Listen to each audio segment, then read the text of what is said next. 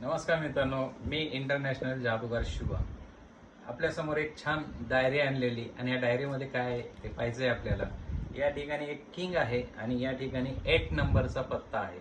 तर या ठिकाणी आपल्या डोळ्यासमोर पहा, मी हा किंग बाहेर काढणार आहे, हा राजा. ओके, आणि हा 8 नंबर सुद्धा मी बाहेर काढणार आहे आपल्या डोळ्यासमोर. तर तुम्ही सांगायचंय मला की 8 नंबरचा हा पत्ता कुठे आहे. तर प्रेक्षक मला नक्कीच सांगेल की किंगच्या खाली 8 नंबर आहे. हा एमटी आहे. हा डायरी जी एमटी आहे ती मी इकडे साईडला ठेवून देतोय.